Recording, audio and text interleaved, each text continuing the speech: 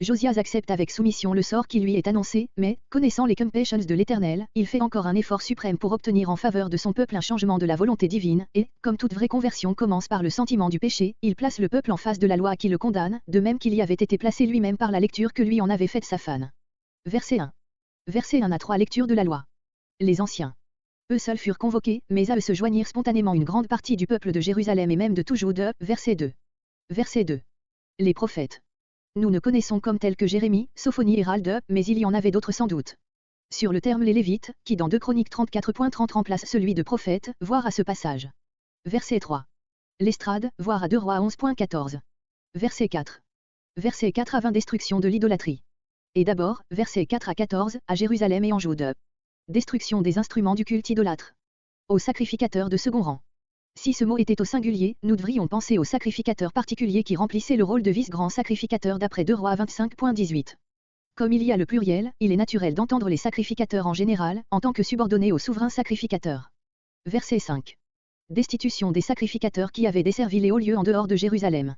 Nous avons rendu par faux prêtre le mot Kamarim, sur lequel voyez Osée 10.5, note. Ainsi que ceux qui offraient les parfums. Ceux-ci étaient les prêtres proprement idolâtres qui avaient été établis depuis que l'adoration des astres en général, importés d'Assyrie, était venue s'ajouter à celle de Béel et d'Astarté, du soleil et de la lune. Au signe du zodiaque. Le mot hébreu peut désigner soit les 5 planètes connues alors et adorées chez les Assyriens, Mercure, Vénus, Mars, Jupiter, Saturne, soit les 12 signes du zodiaque que le soleil est censé parcourir dans le cours d'une année. Verset 6. Destruction de l'idole principale. L'idole d'Astarté. Une statue semblable avait été érigée par Manassé dans le temple même, 2 Rois 21.7. Il est dit que Manassé, après son retour de Babylone et sa repentance, l'avait fait enlever, 2 Chroniques 33.15. Amon l'avait sans doute rétabli. Sur la fosse du commun peuple. Il ne s'agit pas de souiller les cadavres, qu'il était déjà naturellement, mais d'imprimer une flétrissure à l'idole elle-même. Les sépulcres des riches étaient dans la propriété de chacun. La fosse commune du bas peuple pouvait seule être employée à cet usage. Verset 7. Abolition des pratiques impures qui souillaient le temple. Des prostituées, littéralement, consacrées, 1 Roi 14.24, note et Deutéronome 23.18. Dans ces mêmes maisons paraissaient avoir habité les femmes qui fabriquaient les tentes employées dans tout le pays à abriter les idoles d'Astarté. Verset 8. Abolition des lieux de culte dans tout le pays et à Jérusalem. Les sacrificateurs qui s'étaient dégradés au point de pratiquer ces cultes, furent ramenés à Jérusalem où leur fut assignée une position inférieure à celle de leurs frères. Le service de l'autel des Ralacostes leur fut interdit, mais ils recevaient une part des offrandes non sanglantes présentées par le peuple. Comparez Ézéchiel 44.9-14. Geba, ville située près de la frontière septentrionale du royaume de Jude, Ésaïe 10.29, note. Beer-Séba, limite extrême de Jude du côté du sud. Au lieu des portes, à Jérusalem. C'étaient des autels élevés près des portes de la ville, où ceux qui entraient ou sortaient pouvaient faire leur dévotion. L'auteur désigne particulièrement une de ces portes, située près de la maison du commandant de la ville, nommé Josué. La seconde proposition en désigne probablement une seconde, située dans une autre partie de la ville, non nommée, c'était sans doute la principale, vraisemblablement celle de Jaffa, par où passe la route qui conduit à la Méditerranée. Verset 10. Tof. Voir Ésaïe 30.33, note. Ce mot vient peut-être du verbe touf, qui signifie brûler ou cracher. Verset 11. D'amener les chevaux. On voit par le contraste avec les chars, qu'il fit brûler que c'étaient des chevaux vivants, qu'on employait probablement dans les processions où l'on représentait le soleil parcourant les 12 stations du zodiaque. Chez tous les peuples de l'Orient le cheval est l'animal consacré au soleil. Nétan Mélec. Est-ce le nom d'un individu ou le titre de l'employé chargé du soin de ses chevaux? Le mot signifie « dos du roi ». Ce nom viendrait de ce que les chevaux étaient donnés par les rois. Ce personnage habitait une arrière-cour située à l'ouest du temple, derrière le lieu très saint, du côté de la ville hôtée appelée Parvar, nom dont on ignore l'origine. C'était là qu'étaient les écuries des chevaux consacrés. Verset 12. Sur le toit, de manière à pouvoir observer les astres et leur offrir l'encens. La chambre haute. On voit par Jérémie 35.4, la chambre de Maazéia, gardien du seuil, que les grands portiques des 2 parvis renfermaient d'assez nombreuses chambres. Achaz en avait fait bâtir une exprès sur le toit d'un de ces édifices et les rois idolâtres de Jude, Achaz, Manassé, Amon, y avaient établi des autels. Dans les 2 parvis.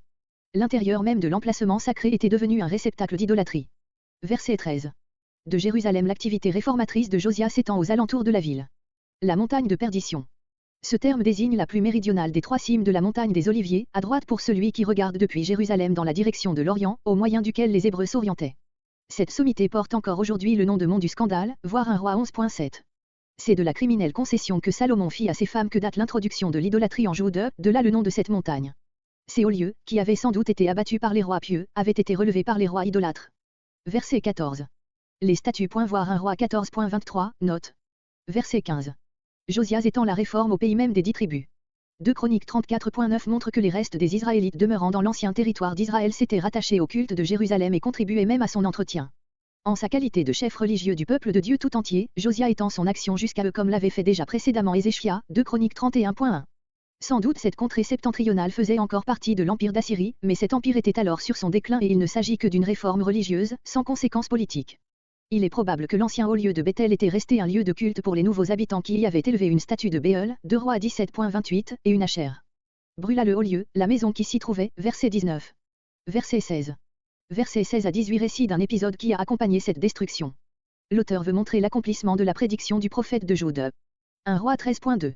Certainement il n'invente pas lui-même dans ce but le fait qu'il raconte, car dans ce cas, il n'aurait pas manqué de faire ressortir expressément ce qu'il indique d'une manière toute générale au verset 20, l'immolation des sacrificateurs de ce haut lieu de Bethel, si expressément annoncé dans la prophétie. Dans la montagne, non pas celle sur laquelle se trouvait le haut lieu, mais une colline que l'on voyait depuis celui-ci. Verset 18. De Samarie. Voir 1 Roi 13.7, 1 Roi 13.11 et la note 1 Roi 13.8. Verset 19. Ici reprend le fil du récit interrompu au verset 15. Josias étend à tous les hauts lieux du pays, qui étaient devenus sans doute très nombreux depuis que la population païenne y habitait, le traitement appliqué au haut lieu principal, celui de Bethel. Verset 20. Ces sacrificateurs étaient des prêtres païens venus avec les nouvelles populations. Josias les traite plus sévèrement que ceux des hauts lieux de Jude, il s'agissait ici de hauts lieux décidément consacrés à l'idolâtrie. Verset 21. Verset 21 à 23 Célébration de la Pâque. Le pays une fois purifié de la souillure de l'idolâtrie, Josia, comme son ancêtre Ézéchias, 2 Chroniques 30.1, convoque le peuple entier à une Pâque solennelle. Nulle fête n'était aussi propre que celle-là à solenniser la restauration du culte de Jéhovah au sein de son peuple, car son institution avait marqué l'affranchissement d'Israël en Égypte et sa naissance à l'existence nationale, sa création comme peuple de Dieu. Selon ce qui est écrit. Par la découverte et la lecture publique du livre de la loi avaient été remis en pleine lumière les caractères et les traits particuliers de cette grande fête. Il serait faux de conclure de là, comme on l'a fait, que ce fut alors qu'elle fut célébrée pour la première fois. Nous avons des preuves que depuis la sortie d'Égypte elle avait été plusieurs fois célébrée, ainsi peu après l'entrée dans le pays de Canaan, Josué 5.10, puis sous Ézéchias, et nous n'avons aucun droit de supposer qu'elle ne l'eût pas été dans l'intervalle. Comparez les expressions, depuis le temps des juges, verset 22, et, depuis le temps de Samuel, 2 Chroniques 35.18. L'histoire ne mentionne qu'occasionnellement l'accomplissement régulier des cérémonies religieuses, car il s'entend de lui-même. Verset 22. Car jamais. Ce car porte sur les mots, comme il est écrit. Même sous Ézéchias la différence entre le mode de célébration et les prescriptions de la loi est nettement relevée dans tout le récit, ainsi on est obligé de renvoyer la célébration au second mois, ce qui prouve que l'on n'ignorait point qu'elle aurait dû avoir lieu au premier.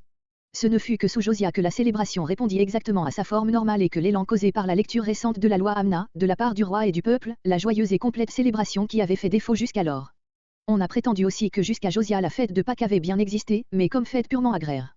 Il faudrait admettre dans ce cas qu'il en était ainsi et même à plus forte raison des deux autres fêtes, ce qui conduirait à l'étrange conséquence qu'Israël, le peuple le plus religieux de l'Antiquité, aurait été le seul qui n'aurait pas eu de fête religieuse. Nous croyons avoir démontré que les trois fêtes sacrées d'Israël reposaient, il est vrai, sur des faits de la vie naturelle, mais qu'elles avaient reçu une signification supérieure en rapport avec les circonstances de la vie nationale. De Pâques pareil.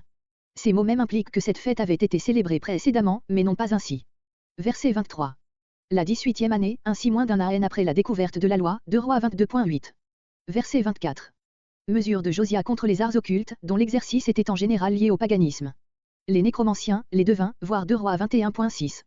Téraphim, voire Genèse 31.19. Josias attaque l'idolâtrie non seulement dans ses formes publiques, mais jusque dans ses pratiques secrètes et domestiques. Verset 25. Verset 25 à 27 Appréciation du règne de Josia. Pas eu de roi qui, comme lui. Voir, sur cette parole, verset 2. Verset 27. On est étonné de l'inflexibilité de l'Éternel dans ce cas-ci. Mais les discours de Jérémie et de Sophonie montrent bien que le retour du peuple n'était que superficiel et n'avait eu lieu que sous l'impulsion de son roi. Le cœur était resté le même. Le mal avait cette fois atteint sa pleine mesure. Il pouvait bien encore y avoir grâce individuelle, la condamnation nationale était prononcée sans retour. Verset 28. Verset 28 à 30 Fin de Josia. La position de ce verset avant l'événement important qui doit encore être raconté, la mort tragique de Josia, est étrange. Peut-être le récit de cette mort a-t-il été placé ainsi comme transition à l'élection de son successeur. Verset 29. Pharaon Nécho, le second roi de la 26e dynastie, prince célèbre qui travailla surtout à développer la marine égyptienne et fit exécuter pour la première fois le tour de l'Afrique par des vaisseaux qui, partis de la mer Rouge, revinrent en Égypte par le détroit de Gibraltar et la Méditerranée. Il est probable que ce fut par mer et au moyen de sa flotte qu'il transporta son armée au nord de la Palestine, d'où il voulait passer directement en Assyrie. S'il était venu d'Égypte par terre, ce ne serait pas au nord, dans la plaine de Megiddo, que Josia serait allé à sa rencontre. Il débarqua sans doute dans la baie d'Akko, au pied du Carmel et ce fut tout naturellement dans la plaine d'Esdraélon, qui s'ouvre là, que Josia le rencontra. Voir le récit plus détaillé de Chroniques 35.20 et suivant.